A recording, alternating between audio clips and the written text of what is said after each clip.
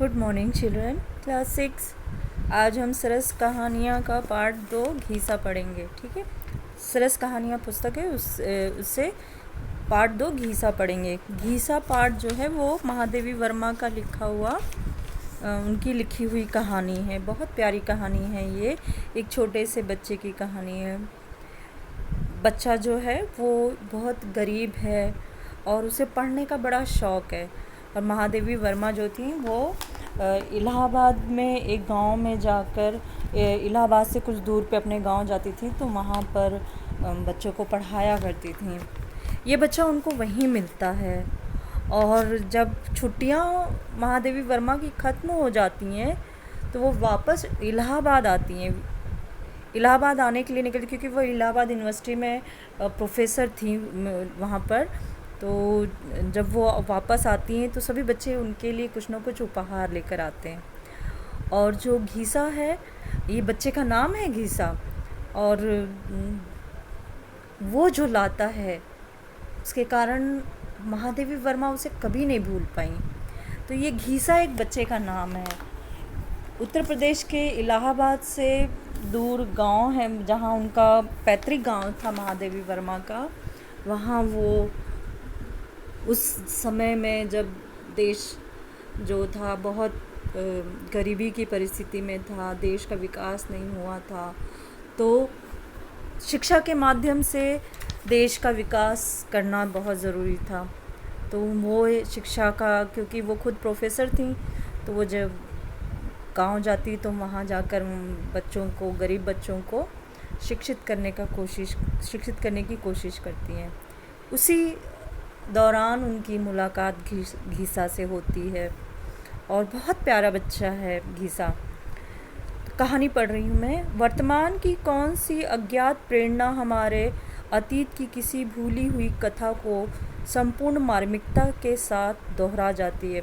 लेखिका कहती हैं कि आज के समय में न जाने कौन सी एक ऐसी उन्होंने कोई दृश्य देखा, कोई ऐसी बात देखी जिससे उन्होंने बहुत ये जो घीसा है उन्हें याद आ जाता है। कोई घटना हुई जिसके कारण उन्हें घीसा की याद हो आई और बहुत मार्मिक वो घटना है जिसे वो अपने दिल से कभी निकाल ही नहीं पाई।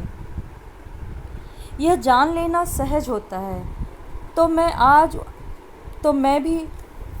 मैं भी आज गांव के उस मलिन सहमे नन्हे से विद्यार्थी की सहसा याद आने का कारण बता सकती, जो एक छोटी लहर के समान ही मेरे जीवन तट को अपनी सारी आर्द्रता से छूकर अनंत जलराशि में विलीन हो गया।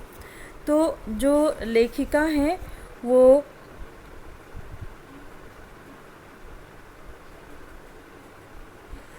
वहाँ पर वो उससे जो मिलती हैं और वहाँ जो उसे उनके जीवन में एक ऐसी मार्मिक कहानी एक घटना हो जाती है जो अपने दिल से कभी निकाल ही नहीं पाती हैं।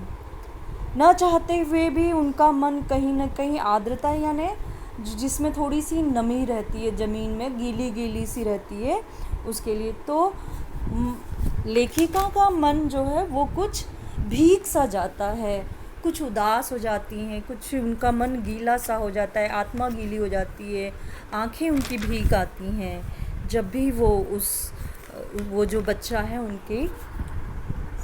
उसकी याद आती है। तो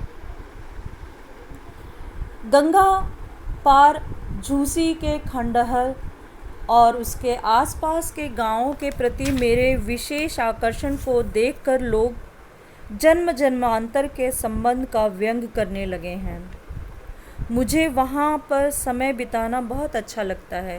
तो लेखिका जो हैं वो इलाहाबाद तो पूरा वहाँ पर गंगा है, त्रिवेणी नदियों का संगम होता है, तो गंगा के किनारे में एक गांव बसा हुआ है झूसी, बिल्कुल खंडहर जैसा गांव है। तो लेखिका वहाँ के आसपास के गांवों में जाती थी, तो जो उनके बाकी जो मित्रगण थे वो कहते थे कि लगता है ये तुम्हारे कोई पिछले जन्म का संबंध है जो तुम वहाँ पर जाया करती हो। इस तरह से उनके साथ हंसी मजाक किया करते थे। पर वो जाना नहीं छोड़ती थी, वो जाती थी। दूर पास बसे हुए मिट्टी के जीर्ण शीर्ण घरों से स्त्रियों का झुंड पीतल तांबे के चमचमाते मिट्टी के नए पुराने घड़े लेकर गंगा जल भरने आता। तो जो स्त्रियां थी वहाँ पे पानी की बस यही सुविधा थी कि गंगा की नदी से पानी लिया जा सकता था, तो वहाँ पर वो पूरा झुंड गंगा के किनारे पानी लेने के लिए पहुँचता था। कोई अपने गिलट के कड़े युक्त हाथ घड़े की ओट में छिपाने का प्रयत्न सा करती रहती हैं, और कोई चांदी के पघेली कंगना की झनकार के साथ ही बात करती हैं। वे सब पहले हाथ मुंह धोती हैं, फिर पानी में घुसकर घड़ा भर लेती हैं, तब घड़ा किनारे रख कर कभी मलिन कभी उजली मुस्कान से मुस्कुरा देती हैं। अपने मेरे बीच का अंतर उन्हें ज्ञात है, उनके अंतर ज्ञात है, क्योंकि वो जानती हैं कि ये बहुत ऊंचे घराने की हैं। एक वर्ग भेद जो है अमीरी गरीबी का, अज्ञानी और ज्ञान का, और छोटे और बड़े का, तो उस छोटे बड़े का उनको पूरी तरह से ज्ञान है, वो जानती समझती हैं इसे। तभी कदाचित वे इस मुस्कान के सेतु से उसका वार पार जोड़ना नहीं भूलती, इसीलिए वो हल्के से मुस्कुरा देती, लेकिन उस मुस्कुराहट में हमेशा उनके लिए क्या होता, एक सम्मान होता कि वो बहुत श्रेष्ठ हैं। ग्वालों के बालक अपनी चरती हुई गाय भैंसों में से किसी को दूसरी ओर बहते देखकर ही लकुटी लेकर दौड़ पड़ते। व्यर्थ दिन भर गिल्ली डंडा खेलने वाले वे निठल्ले लड़के भी बीच बीच में नज़र बचाकर मेरी ओर देखना नहीं भूलते। लेखिका की तरफ वो लोग देखा करते थे। कह नहीं सकती तब और कैसे मुझे उन बालकों को पढ़ाने का ध्यान आया, और जब लेखिका उन बच्चों को देखी तो उन्हें कब ये आया, एहसास हुआ कि इन बच्चों को पढ़ाना चाहिए, जो इधर उधर घूमते हैं, गिल्ली डंडा खेलते हैं, गाय भैंस चराते हैं, वो गाय भैंस भी चराएं और साथ में थोड़ा पढ़ भी लें। इसलिए लेखिका के मन में यह ध्यान आता, क्योंकि वो शिक्षिका थी। वैसे ही तो शिक्षकों की तो प्रवृत्ति होती है कि वो हर जगह पढ़ाना की उनकी प्रवृत्ति शुरू हो जाती है, वो पढ़ाने का उनका मन होता है। पर जब बिना भवन के, बिना चंदे की अपील के मेरे विद्यार्थी पीपल के पेड़ की घनी छाया में मेरे चारों ओर एकत्र हो गए, और जब उन्होंने उनको पढ़ाने की बात की तो एक पीपल के पेड़ के नीचे बच्चे जो थे वो एकत्रित होने लगे और वहाँ पर पढ़ाई शुरू हो गई। तब मैं बड़ी कठिनाई से गुरु के उपयुक्त गंभीरता का भार वहन कर सके, और जब बच्चे तैयार हो गए तो वो उनकी गुरु बन गए। वे जिज्ञासु, धुले कुर्ते और ऊंची धोती में नगर और ग्राम का सम्मिश्रण जान पड़ते थे। मतलब कुर्ता भी पहनते थे, धोती भी पहनते थे। उस ज़माने के हिसाब से वो पहले तो ये स्थिति थी कि लोगों के पास में कपड़े नहीं होते थे, बच्चे हों, कोई हो, उनके औरतें हों, उनके पास में भरपूर वस्त्र भी नहीं होता था। देश इस तरह से बहुत गरीब था। तो वहाँ पर भी शहरों में जैसे लोग धोती कुर्ता पहन कर जाया करते थे, तो धोती कुर्ता पहनते थे, गांव के भी थे, तो उसमें एक किसी भी तरह का उनके वेशभूषा बन जाती थी। वे सभी दुर्बल शरीर वाले थे, क्योंकि उनको पौष्टिक आहार नहीं मिलता था, इसलिए सबके सब कमज़ोर थे। उनकी पीली आँखों में संसार की उपेक्षा समाहित थी। उनके पौष्टिक भोजन न होने के कारण कुपोषण के शिकार थे वो बच्चे, और उनकी आँखों में पीलापन था, और उसमें कोई भी जैसे कोई एम नहीं था, कोई उद्देश्य नहीं था जीवन के प्रति, ऐसे कि चल रहा है। एक बच्चों में होता है कि हम ये करेंगे, वो करेंगे, हम आगे पढ़ेंगे, हम ये बनना चाहते हैं, वो बनना चाहते हैं। इस तरह का उनके जीवन में कोई भी उद्देश्य नहीं था। वे कि वो कहाँ जाएं, कहीं जाना चाहते हैं, पढ़ना चाहते हैं, कुछ बड़ा बनना चाहते हैं, अपने देश का, समाज का, अपने परिवार का कोई अलग से उनको आगे बढ़ाना चाहते, ऐसी कोई उनके अंदर सपने नहीं थे, न इस तरह का उनके अंदर कोई भाव था। वो बिल्कुल उपेक्षित थे। उन सब में घीसा अकेला ही था और आज भी मेरी स्मृति में अकेला ही आता है।